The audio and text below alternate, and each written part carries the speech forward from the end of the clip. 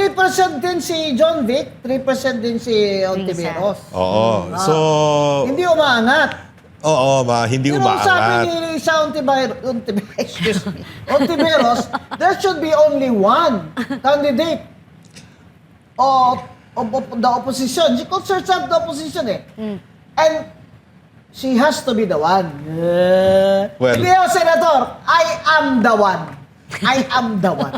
Yan. Sinabi ko na sa Facebook ko, hindi pwedeng si Risa Ontiveros magpanggap na hindi siya BBM gang. Kasi yung kapatid niya, and she has to correct me if I'm wrong, I will admit it and apologize, pina-appoint niya kay BBM ng mataas ang sweldo. Senator Ontiveros, sagutin mo ako. Hindi ba totoo? Pina-appoint mo na kapatid mo na kay BBM ang mataas na government position? Paano ka ngayon magsabi na ikaw oposisyon? Exactly. Sino ba talaga ang oposisyon? Hindi ba yung dapat ang nag-uusig at lumalaban sa BBM administration? Ikaw wala eh. Tingnan mo, Bulacan. Ito, duda ako sa'yo ha. Duda talaga ako sa'yo. Yung Akbayan ha. Akbayan ako, hindi ako political analyst ha. Economics ang undergraduate ko sa UP eh. Pero I like numbers ha. Hindi ako political analyst kagaya ng iba dyan na dahil wala ng trabaho, kagaya ni Lamas, political analyst na rin sila. Hoy, baka walang trabaho. Huwag kayo mag-analyst ha? Kaya kayo. Pwede kayo umalis. Eto, bakit? Di ba ang last election, nanalo Akbayan? Ako, 3 seats ha? In the one before that, 0 sila eh. Yeah. Di ba? Tataka ka. Pero nanalo si Risa Ontiveros. Kung kayong gaganyan ha, kung commissioner ako dati ha, hindi ako nagsasabi ng hindi totoo sa numero sa eleksyon ha. Bakit sa Bulacan, biglang nag-number 1 na Akbayan ng 2025 election? Sino sa Bulacan? Ang tingin ko dyan, Kati, yung Bulacan na mga congressman dyan, ay inorderan yan. Inorderan yan, tingin ko dyan ni BBM gang na, oy, panalunin nyo yung Akbayan ni Risa Ontiveros dahil kasangga natin yan. Sa impeachment. Yan. Lahat yan, mga congressman dyan. Mananagot kayo sa amin. Kaya ganyan Flood kasipag. control projects dyan na ghost ha. Ay ang baha dyan sobra-sobra sa inyo. Huwag kayong magmagaling dahil may mga Guanson dyan sa Bulacan at marami kaming mga kaibigan dyan. Kaya, ang ghost project, saan ang number 1 sa Metro Manila? I mean, in the environment, Bulacan. Dyan nag-number 1 ang Akbayan, kaya 3 seats sila. Nagtataka lang ako na how aggressive they are, no? Kasi nung nagsasalita, yung presentation naman ni Senator Amy, hindi naman niya sinabing lahat. Actually, sinabi niya nga kung sino yung nag-meeting. Hindi niya sinabi na si Senator Mig Zubiri, hindi niya sinabi si Risa Ontiveros, hindi niya, basta sila Kiko, wala siyang binanggit na pangalan nila. But rather, si Senator Soto lang, at saka, yun nga, si Speaker Bogie D, no? And iba pa. Doon ako na talagang, to nangyari? Parang lahat sila nag-react ng todo-todo. Na hindi Siyempre, naman kayo defensive kasali. na sila. Oo, Kasi yun dyan yun. ngayon sa Senado, ang tingin ko dyan, the line has been clearly drawn. Huwag na kayo mapa-ekis-ekis pa kung sa mga sword speaks pa. Wala nang itsosan. Sa totoo lang, it's a war. You have declared war on each other. Hindi, tsaka Mama Bing, nakakaano kasi yung sitwasyon na tama yun, normal na nagkakaroon ng palitan, di po ba, Chair Alito? Ang nagiging nakakagulat lang is how they reacted nung bigla silang Personal, napalitan. no? Super personal. Napaka-personal, At araw-araw talaga meron silang sinasabi to the point na sinabi nila na bumaba ang credibility at integridad ng Senado dahil napalitan.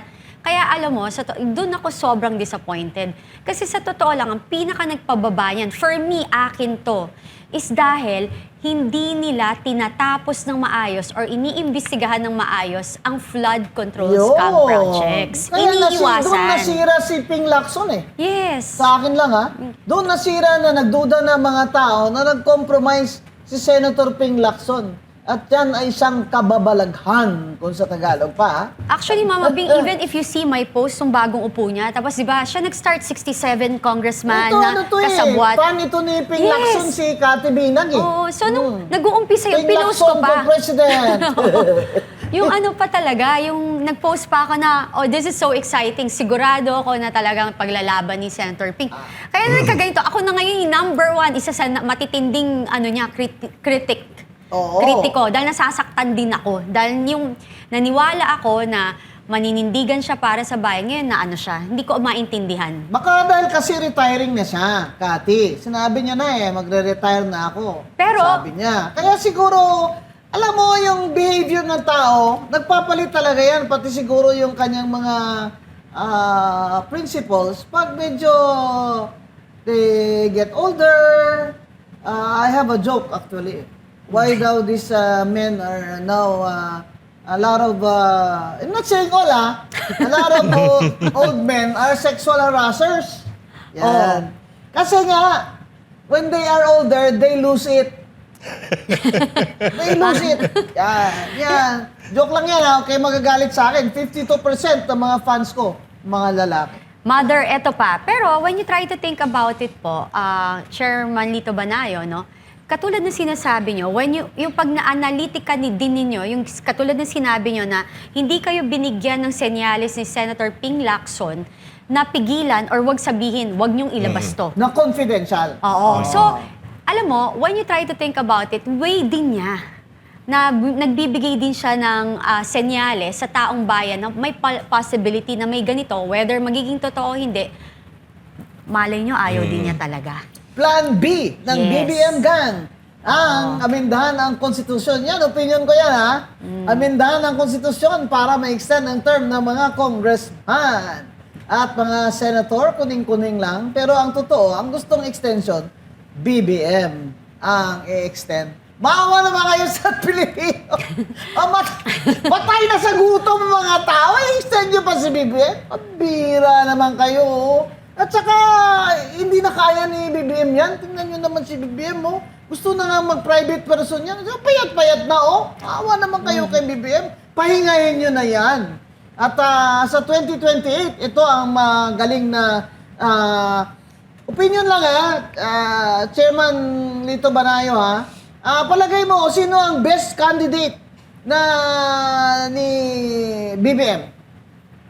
Kandidato ni BBM? Possible. Hindi, sa iyo lang. Kung ikaw nag-advise ka sa kay BBM, sino kaya ang magandang pangalan na i-advise mo sa kanya na posibleng kandidato for president at makasakaling manalo? O kaya dalawa? Alam mo, lagi ko tinitingnan yung mga early surveys. Kasi this early, meron na mga surveys no, Yeah. na tinatanong kung sinong nakukursunadahan mong kandidatong presidente. And doon sa mga kabinete o cabinet members ni BBM, wala ka nakikitang umaangat beyond single digit. Yeah. No? Kahit Oh. si John Vic? Si John Vic, I think the last survey ng WR numero and ng Pulse Asia was 3%. Pambira No? naman, di umuubra yung abs ni John Vic. Pareho sila ni Risa Ontiveros Si sa Crashy. 3%. Ha? Pareho sila ni Risa na 3%. Si Risa. Oo. Ay, bagong virus ngayon, No? dito, mag-ingat ka. Nakamask kami dito. Honta ba? Okay, 3% din si John Vic, 3% din si Ontiveros. Oo. So, Hindi umaangat. oo, hindi Pero sabi umaangat. ni Risa Ontiveros, there should be only one candidate of the opposition. She concerns the opposition eh. And she has to be the one. Well- Hindi ako, Senator. I am the one. I am the one. Yan. Sinabi ko na sa Facebook ko, hindi pwedeng si Risa Ontiveros magpanggap na hindi siya BBM gang. Kasi yung kapatid niya, and she has to correct me if I'm wrong, I will admit it and apologize, pina-appoint niya kay BBM ng mataas ang sweldo. Senator Ontiveros, sagutin mo ako. Hindi ba totoo? Pina-appoint mo na kapatid mo na kay BBM ang mataas na government position? Paano ka ngayon magsabi na ikaw oposisyon? Exactly. Sino ba talaga ang oposisyon? Hindi ba? Yung dapat ang nag-uusig at lumalaban sa BBM administration. Ikaw wala eh. Tingnan mo, Bulacan. Ito, duda ako sa'yo ha. Duda talaga ako sa'yo. Yung Akbayan ha. Akbayan ako, hindi ako political analyst ha. Economics ang undergraduate ko sa UP eh. Pero I like numbers ha. Hindi ako political analyst kagaya ng iba dyan na dahil wala ng trabaho, kagaya ni Lamas, political analyst na rin sila. Hoy, baka walang trabaho. Huwag kayo mag-analyst ha? Kaya kayo. Pwede kayo umalis. Eto. Bakit? Di ba ang last election, nanalo Akbayan? Ako, 3 seats ha? In the one before that, 0 sila eh. Yeah. Di ba? Tataka ka. Pero nanalo si Risa Ontiveros. Kung kayong gaganyan ha, kung commissioner ako dati ha, hindi ako nagsasabi ng hindi totoo sa numero sa eleksyon ha. Bakit sa Bulacan, biglang nag-number 1 na Akbayan ng 2025 election? Sino sa Bulacan? Ang tingin ko dyan, Kati, yung Bulacan na mga congressman dyan, ay inorderan yan. Inorderan yan, tingin ko dyan na ni BBM gang na, oy, panalunin nyo yung bayan ni Risa Ontiveros dahil kasangga natin yan. Sa impeachment. Yan. Lahat yan, mga congressman dyan. Mananagot kayo sa amin. Kaya ganyan Flood kasipag. control projects dyan na ghost ha. Ay ang baha dyan sobra-sobra sa inyo. Huwag kayong magmagaling dahil may mga Guanson dyan sa Bulacan at marami kaming mga kaibigan dyan. Kaya, ang Ghost Project, saan ang number 1 sa Metro Manila? I mean, in the environs? zone. Bulacan. Bulacan. Diyan nag-number 1 ang Akbayan, kaya 3 seats sila. Ako naman, sabihin nyo na, kasi pro-Sara yan, kaya ganyan yan. Pro-Sara nga ako. Pero, you cannot, fake the numbers eh. This is a Exactly. numbers game.